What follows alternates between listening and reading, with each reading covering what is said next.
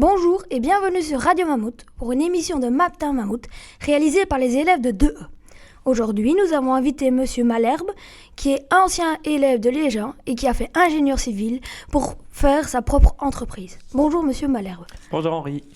Pour commencer, à quoi servent ces lunettes ? En fait, c'est plus que des lunettes, c'est un écran connecté que tu mets en dessous de l'œil pour avoir de l'info pendant que tu travailles. Et le but derrière tout ça, c'est d'avoir les mains libres pour travailler et avoir de l'information. J'ai pu voir que sur les vidéos que vous avez sur votre site, ils ont aussi des bracelets. Oui, en fait, c'est connecté en Bluetooth, donc en sans fil. Et le bracelet, ça permet de contrôler, il y a un petit scanner intégré. Et donc l'idée, c'est comme ça, on est vraiment complètement main libre, je le redis. Et alors, on a accès à de l'information tout en conservant ses mains pour prendre des articles ou pour se balader. Que veut dire Get Your Way ? Alors, à la base, c'était trouve ta voie ou trouve ton chemin parce que c'était des lunettes GPS. Maintenant, c'est plus trouve ta façon de travailler parce que l'outil permet d'avoir des nouvelles façons de travailler et de vraiment travailler de meilleure façon. Combien êtes-vous dans cette entreprise ? Alors, on est 3 fondateurs et maintenant, on est 6 dans la société avec 3 employés. Ça grandit bien et c'est vraiment chouette. Vous êtes tous les 3 de Liégean ? Pas du tout. On est il y en a 2 de l'Université de Liège et un même de l'Elmo à Gramme. Mais à la base, on ne s'est pas du tout rencontrés ici. Le papier à réalité augmentée, c'est quoi ? Le papier à réalité augmentée ? Il était marqué du papier à réalité augmentée, la digitalisation de Alpha Innovation. Ah oui, alors c'est pas du papier à réalité augmentée, c'est le principe, c'est qu'à la base, les entreprises beaucoup travaillent au papier pour le moment. Et le but, c'est que grâce à notre technologie qui en fait s'appelle la réalité assistée, c'est une petite partie de la réalité augmentée dans le sens où on assiste les opérateurs à avoir de l'information. Et donc on voulait remplacer ce papier par un outil digital. C'est pour ça que c'est pas du papier à réalité assistée, mais c'est vraiment tout un processus qu'on a mis en place, notamment donc chez Alpha Innovation là-bas, où on a transformé l'entreprise pour l'aider à avoir des processus plus optimisés. Combien coûte une paire de lunettes ? C'est 1 000 euros. C'est 1 000 euros. Qu'est-ce que c'est que ce contrat à la Citadelle pour trier les médicaments ? Alors la Citadelle, c'est vraiment notre client phare encore maintenant et on doit peut-être y aller encore aujourd'hui. Le but dans les médicaments, c'est qu'il y a beaucoup d'erreurs qui se font parce qu'il y a des médicaments qui se ressemblent très fort. Ça s'appelle des LASA, dans le sens où c'est des médicaments qui soit se ressemblent d'un point de vue visuel, les poches transparentes qu'on donne aux patients, de liquide physiologique, ou alors les médicaments qui sound alike, donc qui se ressemblent d'un point de vue son, c'est-à-dire par exemple le Dafalgan 500 mg et le Dafalgan 1 g, ça se ressemble très fort d'un point de vue son et d'un point de vue visuel. Et donc il y a pas mal d'erreurs qui se font à cause de ça, donc les hôpitaux ont l'habitude et donc s'arrangent dans le stock pour éviter ce genre d'erreurs. Mais il y a toujours ce genre d'erreurs qui apparaît, il y en a quand même au moins 1 ou 2 par semaine minimum qui se fait. Et alors le but, nous, c'est que grâce à l'appareil, grâce à l'écran, on met le médicament qui doit être pris par le pharmacien dans le stock et on le scanne avec le petit bracelet justement dont tu parlais tantôt pour s'assurer que c'est le bon médicament. Et en fait, le gain derrière tout ça, c'est qu'on a digitalisé le processus, donc on a amélioré ce qu'on appelle la traçabilité, c'est-à-dire savoir quel médicament est où, quel médicament est dans le stock, quel médicament n'est plus dans le stock. Et donc en fait, en amenant une solution qui réduisait juste le taux d'erreur, on a amené une solution qui a amené beaucoup plus de choses. Quels sont vos autres projets ? Alors, du coup, dans les hôpitaux, on a 4 hôpitaux qui travaillent avec nous. On en a un à Namur, un à Moucron, 2 à Liège. On a des projets en logistique, donc tout ce qui est préparation de commandes, vérification du stock. Et genre d'aspect, on travaille avec Etulux, une boîte ici à Duranville. Buranville, pardon, pas Duranville. Et alors là, on grandit. On a testé des projets avec Safran, avec Trasis aussi dans le contrôle qualité. Et on a vraiment cette vision de grandir et de tester d'autres projets. Combien on avait vendu à la Citadelle ? À la Citadelle, il y a 4 appareils qui tournent. C'est un peu la tape pour les hôpitaux dans la pharmacie hospitalière. C'est qu'il y a à peu près 4 opérateurs qui font les préparations le matin. Mais le but, c'est que là, pour le moment, on a juste fait ce qu'on appelle la distribution.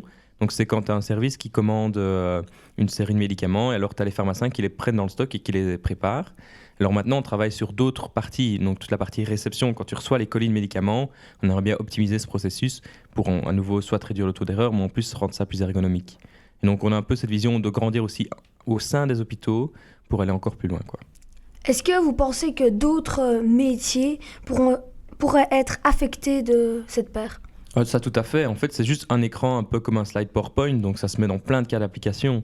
Moi, j'ai parlé donc de tout ce qui est pharmacien, pharmacie d'hôpitaux, mais j'en ai encore discuté il y a 2 semaines avec des infirmiers ou dans le contrôle qualité. Il y a vraiment plein d'applications. En fait, le challenge, c'est de trouver celui pour lequel l'écran a le plus de valeur. Il ne faut pas que ce soit un gadget, il faut que ce soit quelque chose d'utile qui va vraiment amener de la valeur. À quoi ça ressemble cette paire? Je l'ai dans mon sac, je t'avoue que je ne l'ai pas prise avec moi ici, mais c'est vraiment un petit appareil rectangulaire, ça fait 60 grammes, donc c'est vraiment tout léger. Ça se met via un serre-tête, comme ça ceux qui ont déjà des lunettes peuvent le mettre, c'est un des problèmes avec les anciennes lunettes connectées. Et alors ça se met vraiment juste ici en dessous de l'œil, et tu as de l'info quand tu travailles. Je te le ferai, c'est juste après si tu veux. Qui pourrait utiliser d'autres? Parce que vous avez dit que ça pourrait s'étendre plus, mais quel serait... Vous pouvez préciser? Il y a vraiment, tu peux vraiment imaginer tout ce que tu veux. Vu que c'est de l'info, c'est comme dès que tu as besoin d'un slide PowerPoint et que tu as besoin d'infos, tu peux l'utiliser techniquement. Après, le problème, c'est qu'il faut trouver des besoins où tu as besoin de tes mains libres. En fait, les médicaments, ce qui a vraiment beaucoup d'impact, c'est que les boîtes de médicaments, c'est quelque chose que tu prends à la main. Tu prends pas un gros stock de médicaments avec une palette. Tu les prends un par un à la main, tu dois checker des choses dessus. Et donc là, tu as vraiment besoin de tes mains libres sur des petits objets qui en plus ont un haut niveau de traçabilité, ça c'est le speech commercial. Et donc là, ça a encore plus d'impact. Mais vraiment, dès que tu as besoin d'infos, nous on a déjà fait par exemple des présentations où tu es devant un amphi, devant une classe, et alors tu mets la lunette pour te rappeler un peu les notes, les différents éléments que tu dois faire. Donc tu pourras avoir techniquement ça. On pourrait revenir sur notre idée initiale de faire des lunettes GPS qui te donnent le chemin. C'est aussi possible, quoi. Pourquoi avoir fait ingénieur civil? J'adorais les maths, les sciences, et c'est quelque chose que j'aimais beaucoup. Et puis je voulais avoir quelque chose qui m'ouvrait plein de portes. En fait, ce qui est bien avec ingénieur civil, c'est que tu commences avec un background de maths, de sciences, mais après, ça t'emmène dans plein de directions. Moi, j'ai des potes qui font dans la chimie, dans l'aéronautique, dans les biomédicales, dans la construction, et moi dans l'informatique. Il y avait plein de possibilités. Et j'aimais déjà beaucoup l'informatique, donc je suis allé vers l'informatique, mais ça m'a ouvert des portes. J'ai beaucoup découvert tout ce qui est électronique, électricité, ou même dans la mécanique. Moi, c'est des choses que je connaissais pas du tout, donc ça m'a ouvert pas mal d'autres portes, et c'est ça que j'ai beaucoup aimé. Est-ce que vous avez une anecdote à raconter à Liégeun? Ouf, à Liégeun.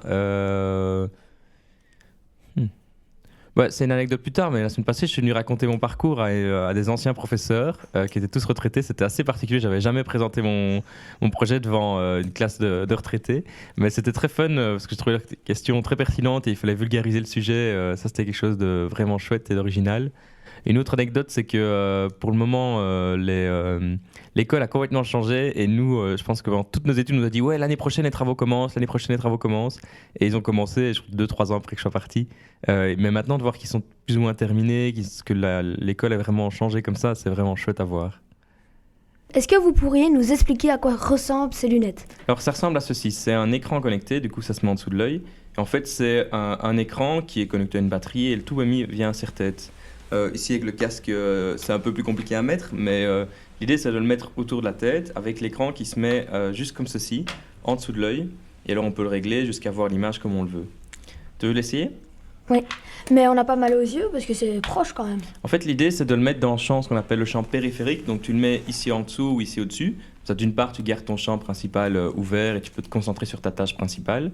Et en plus, l'idée, c'est que c'est ce qu'on appelle un prisme optique qui fait que l'image est comme si elle était à 3 mètres de toi. Donc même si tu as l'impression qu'elle est collée à ton œil et que tu vas vraiment devoir te concentrer dessus, tu vas te rendre compte que si tu me regardes, que tu regardes ailleurs, bah en fait, tu ne dois pas changer de focus. Ton œil, c'est dans la même distance. Et donc, c'est vraiment agréable pour l'œil. Il n'y a pas de fatigue à changer d'écran, etc. Après, le but n'est pas de regarder une vidéo en permanence dessus. C'est pas un écran d'ordinateur ou quelque chose comme ça.